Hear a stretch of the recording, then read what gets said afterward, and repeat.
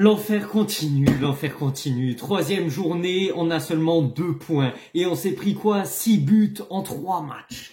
6 buts en 3 matchs. L'enfer continue, c'est un cauchemar, c'est un cauchemar. C'est le cauchemar que tu fais et que tu te réveilles jamais. Vraiment, c'est l'enfer, c'est l'enfer.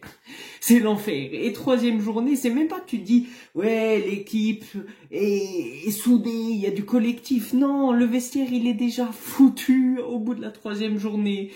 2 joueurs qui ont ruiné le vestiaire. Est-ce que c'est la faute de l'entraîneur? Est-ce que c'est la faute de ces joueurs en question? On va en parler. 75e minute, on va dire.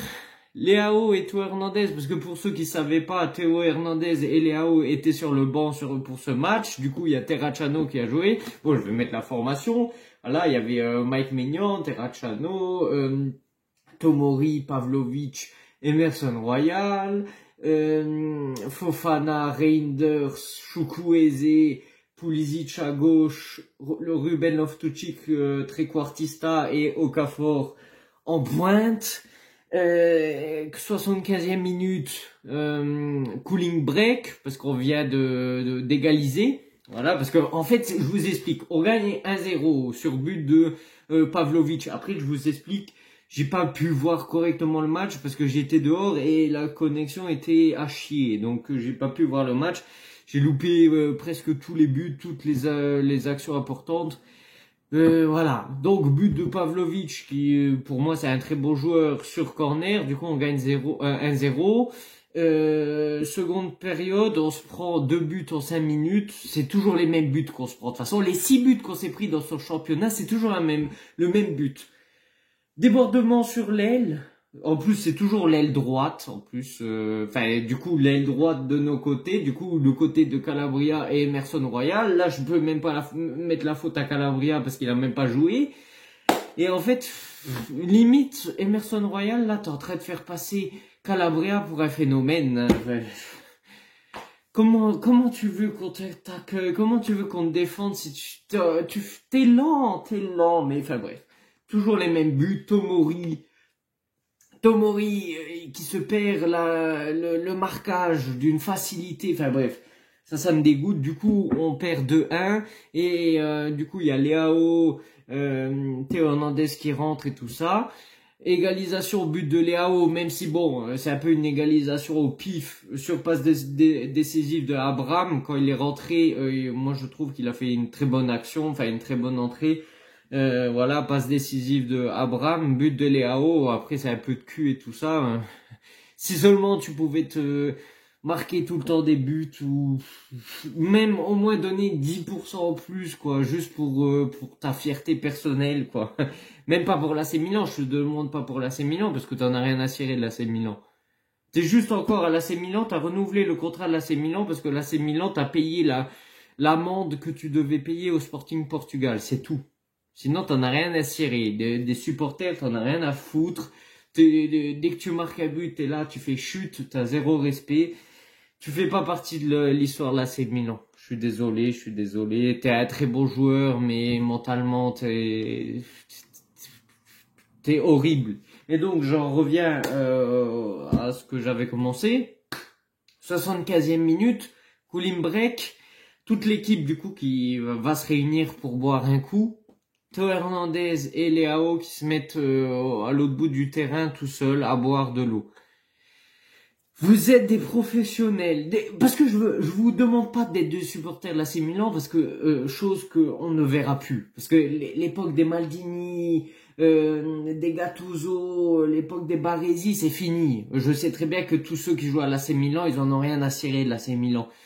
Et les peu de personnes qui tenaient à l'AC Milan, on les dégage. Tonali, Yacine Adli, Paolo Maldini quand il était dans la direction de l'AC Milan. Il y a zéro identité de milanisme. Mais au moins tu leur demandes, vu que le football, c'est leur métier, tu leur demandes de faire du bon boulot. Mais même ça, ils n'arrivent pas à faire. Ils sont pas professionnels. D'accord que Fonseca, il est un peu fou dans sa tête. Après, lors des 2 premiers matchs, à qui on reprochait on mettait la faute à qui? à Leao contre Torino et contre Parma, et du coup, vu que Théo avait pas joué contre Torino, contre Parma, on avait reproché aussi Théo Hernandez qui s'était pas donné à fond. Du coup, Fonseca, en soi, il a une idée de se dire, bon, leur faire comprendre, leur faire passer un message qu'ils sont pas indispensables à l'AC Milan, enfin, dans sa tête, hein, parce que en soi, on est dépendant de Théo Hernandez et Leao. On l'a très bien vu. C'est pas parce qu'on gagnait 1-0 en première mi-temps que ça y est, ça fait oublier Théo Hernandez et Leao, hein. Donc, il a voulu faire passer un message en disant, bon, si vous donnez pas à 100% comme tout le reste de l'équipe, si vous jouez pas collectif, ben moi je vous mets sur le banc, je fais jouer des autres joueurs qui veulent se donner plus à fond sur le terrain. Sauf que, au lieu de faire ça, et vraiment de détruire le vestiaire, parce que là, le vestiaire, il est détruit.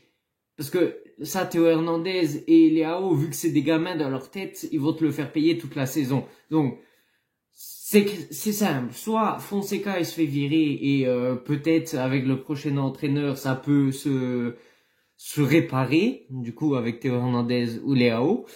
Soit toute la saison, ça va être un désastre. Bah, déjà que c'est un désastre, et pour ceux qui disent oui, c'est officiel, on ne gagnera pas le Scudetto, le championnat, moi, ça fait depuis longtemps que j'avais compris qu'on n'allait pas gagner le Scudetto. Ça fait depuis le match contre Torino. Et quand tu vois des équipes comme l'Inter, où ils jouent à mémoire, ils ont un jeu dévastant. Il y en a un qui me disait, mais t'as vu, l'Inter, ils ont pas fait beaucoup de mercato, mais au moins, ils ont renouvelé leur taulier, ils ont renouvelé Lautaro Martinez. Ils ont une équipe soudée qui joue à mémoire, parce que ça fait longtemps qu'ils jouent ensemble. Ils ont le squelette qui est déjà prédéfini. Ils ont un entraîneur qui les fait jouer à 100%, qui les motive, qui gueule. Même si je suis pas fan de Simone Inzaghi, pour moi c'est un débile, mais au moins il fait bien jouer son équipe, il les fait booster. Ils ont de la mentalité. Et donc, s'ils ont pas fait un mercato extraordinaire, c'est qu'ils n'avaient pas tant besoin que ça.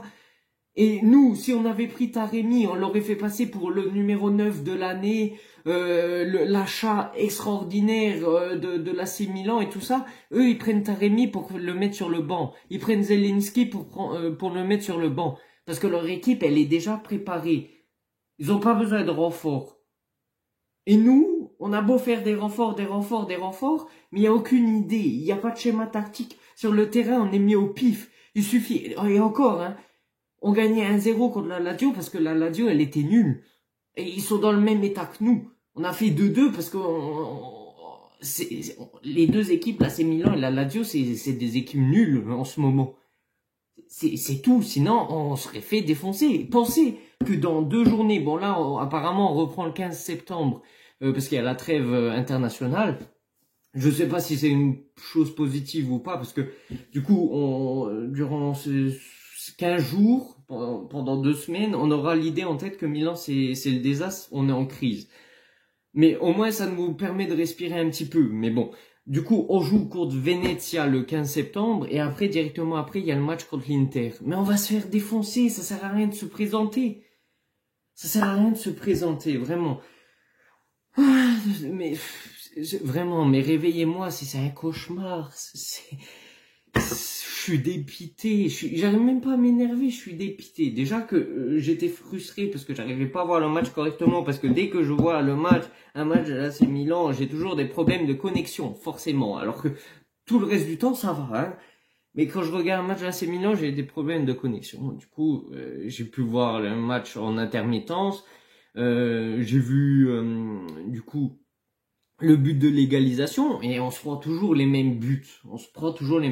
Et Emerson Royal, on tapait 15 millions d'euros. Enfin, non, 18 millions d'euros, je crois, un truc comme ça. Et après, on vient me dire que, la direction, waouh, quel mercato, Emerson Royal, 18 millions d'euros. Et on a un Calabria bis, au final. C'est un désastre, Bon, on va lui laisser encore le temps de s'affirmer. Apparemment, j'ai entendu que Fofana, il s'est bien débrouillé, vu que j'ai pas pu voir le match dans son intégralité.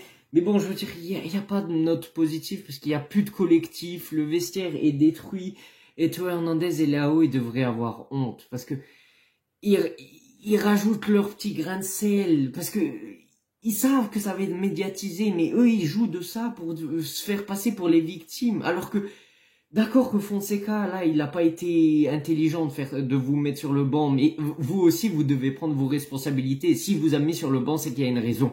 Enfin bref, moi j'en ai marre. Allez, on se retrouve pour une prochaine vidéo, je sais pas quand. Ciao, ciao. Hein. Wake up, today's gonna be a good day. Wake up, today's gonna be a good day. Wake up, today's gonna be a good day. Wake up, today's gonna be a good day. Wake up, today's gonna be a good day.